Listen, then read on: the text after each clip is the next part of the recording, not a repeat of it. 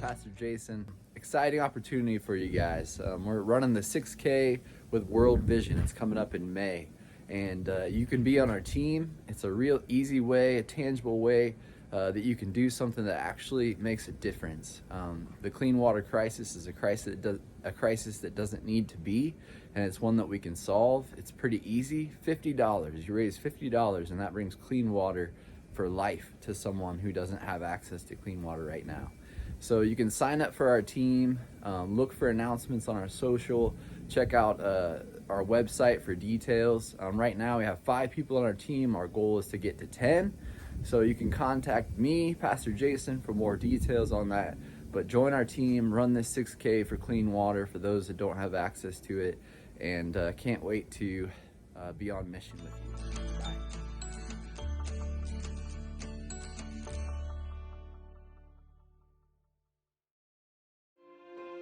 Welcome to Engage South KC, where we are inspired by Jesus impacting our city and the world. Living this way is an art form that is best when practiced together. We do this together by resisting apathy, Welcoming everyone and making sure no one is left out. participating in remedying the concerns of those around us and around the world. Telling our stories, and just by actually being, eating, and doing life together. We believe that every day is another chance to live by faith Labor in love. and endure with hope. Join us, create with us, as we follow the brushstrokes of the Creator. Welcome to Engage South KC.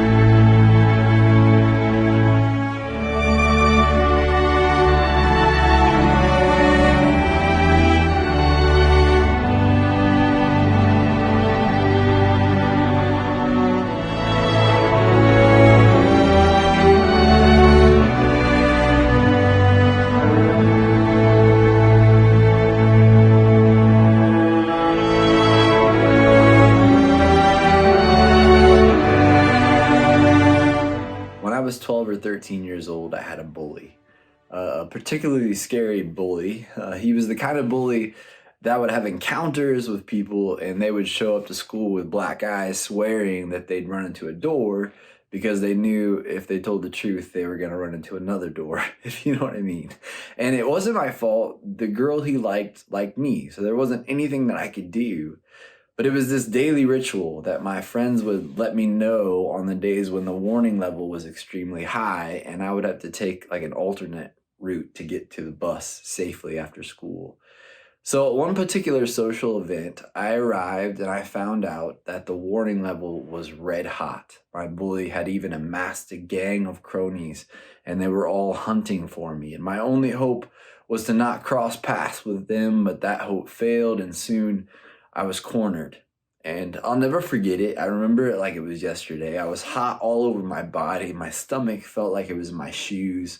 I remember the feeling of the fence against my back. I remember the voices all around me. Somehow I kept from crying, though I'm not sure how. And then in a moment of sheer desperation and sheer humanity, I blurted out the only thing that I could come up with, which was, "Why are you doing this? Why don't you like me?" And I'll never forget the reaction. It was strange. Some people laughed, but it was like a forced, nervous laugh. Other than that, it was quiet for a moment. And then that moment passed, and a barrage of insults came at me from the bully and his gang, but it all seemed kind of ridiculous. They referenced my clothes and my hair and things like that. And it just kind of lost its power, and in the end, they just walked away. Now, he still bullied me after that night, but thankfully, I never ran into any doors. The clearest teaching of Jesus about violence comes in Matthew 5:39, when Jesus says, "I tell you, do not resist an evil person. If anyone slaps you on the right cheek, turn to them also the other." Have you ever imagined this playing out in real life? A truly evil person slapping someone and then being shown the other cheek to slap, and then they slap that cheek, and on this goes. The evil person just wails away, right cheek, left cheek, right cheek, left cheek, without any retaliation of any kind. At some point, as the blood flies and the bruises form, something would be revealed about the violence that this person is inflicting. Maybe something not all that different than what was revealed that night when I blurted out those very human questions. In all four Gospels, we get this clear picture of Jesus standing in the face of one of, if not the biggest bullies in all of human history. It's the Roman Empire. The Roman Empire used violence as a means to bring about this sort of false peace that they call the Pax Romana, or the peace of Rome. They maintain this with these grotesque displays of violence that I won't even begin to mention. And this is what we talk about when we say systemic violence. It was a part of a system. They would use violence to scare the snot out of people so they knew not to mess with them. That was the system. And the thing is that I don't really have to mention the horrors of this systemic violence, because in all four Gospels, we're told all about it. We're not really spared any of the details of Jesus' torture and his death on the cross. And Jesus says when he's arrested that at any point he could call down angels that would easily overtake the systems of violence that he's facing. And aren't you kind of like, yeah, dude, you should do that. That's what you should do. But he doesn't. Later, he tells Pilate, the Roman official who's overseeing his trial, that the only power he has is power he's been given. So we can assume that that power can be taken away just as easy. And we're like, yeah, man, that's what you should do. You should take that power away. But he doesn't take it away. It becomes clear that Jesus is choosing a different tactic or strategy when facing violence. Jesus is encountering violence with more violence, or some grand show of power or strength. He barely even says a word in the face of violence.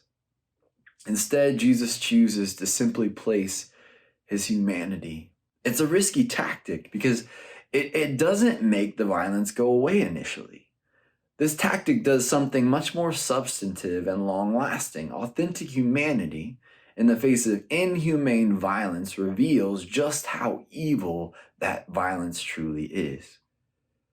This was a tactic that Jesus chose, and was the tactic that Jesus' followers adopted after Jesus was resurrected. The crazy thing is that it worked. The Christian movement and the Roman Empire were almost always at odds against one another. And with all the power and all of the strength that Rome had and all the violence that they can inflict, they should have been able to easily snuff out this small little Christian movement, but they didn't. And the Roman Empire today is gone, and the Christian faith is still alive. Now, Jesus never gives us any promises of freedom from violence here in this world as we know it. In fact, in Matthew 10:34, Jesus tells us that he knows his very presence on the earth will actually bring about more violence. He says, "Do not suppose that I have come to bring peace to the earth. I did not come to bring peace, but a sword." In John 14:27, Jesus says these words that we use to comfort us when he says, "Peace I leave with you, my peace I give you. I do not give to you as the world gives. Do not let your hearts be troubled and do not be afraid." Later in John 16:33, Jesus says, "I have told you these things so that in me you may have peace. In this world you will have trouble, but take heart, I have overcome the world." There are two promises here. One, that this world will always be a violent place. And two, that the world to come will not be. Jesus has made sure of that. Humanity in the face of violence, it doesn't free us from violence by eradicating it in the moment here on this earth, though we wish it would sometimes. It frees us from violence by revealing the inhumane nature of that violence and revealing that that violence will have no place in the kingdom that is to come. We continue at Engage South KC to partner with our sisters and brothers at Unite KC and asking people to do one good thing. So here are some examples that cross the gamut of the violence that we face and one human good act that we can take in the face of that violence. Check this out.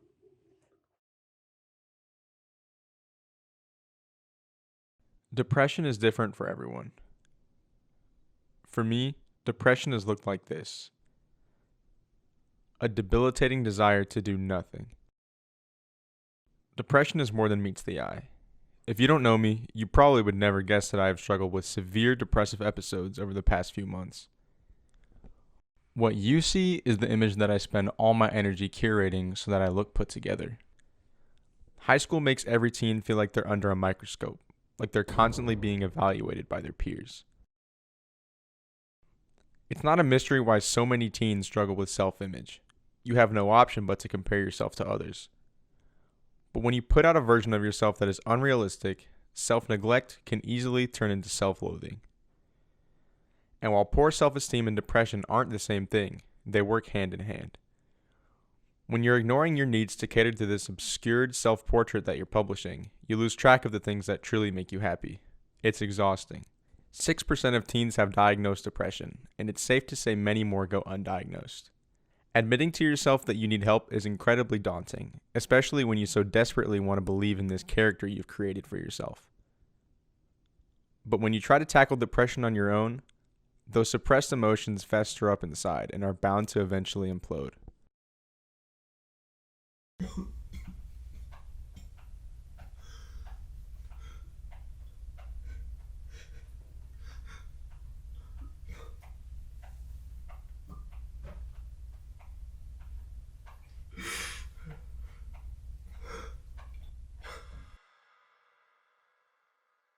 I promise you, there's another way out.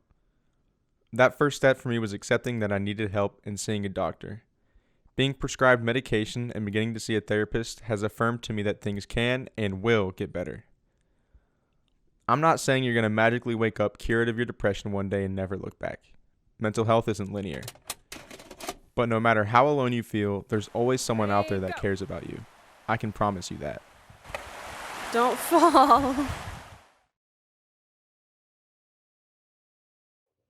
This short film does an amazing job of pointing out the violence that our culture inflicts on young people every single day. The one thing the filmmaker does in the face of that violence is maybe the most beautifully human act of all. He asks for help. Jesus demonstrates this when he needs the help of Simon of Cyrene to carry his own cross. It's a beautiful example of one human act in the face of violence. The other example I want to share with you is this. A couple weeks ago, Engage South KC's kids spent time doing their one good thing. They painted 4x4 canvases with the words "Pray for Ukraine" on them. Those pieces of art will be sold to help kids who are crossing the border seeking safety and refuge from the violence of this war that's going on. Now, will these little creations created by these little humans stop bombs from falling and guns from firing? No. But what they do is they reveal the inhumane nature and the horrors of this war. And they remind us that one day creation will remain and violence will cease. What violence are you facing? Or can you identify around you? And what one human act can you take to reveal that violence for what it is? And to remind yourself and others of the complete freedom from violence that we will all have when God's kingdom comes to earth. May it be so. Amen.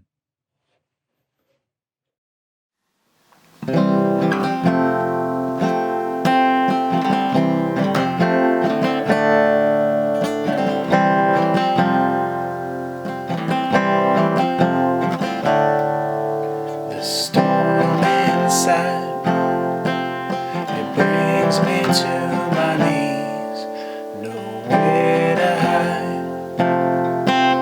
This weight is crippling, come speak to the sea.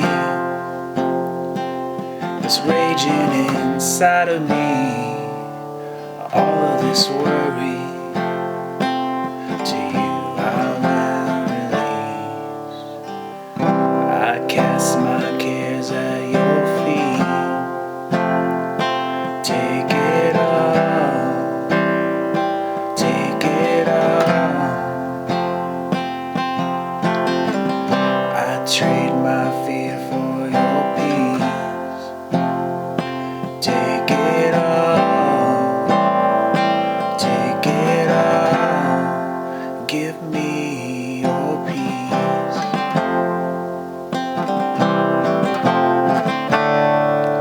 You pull me up when I feel beneath. You clear the skies. You are my soul's relief. Come speak to the sea. This raging inside of me, all of this worry, to you I will release.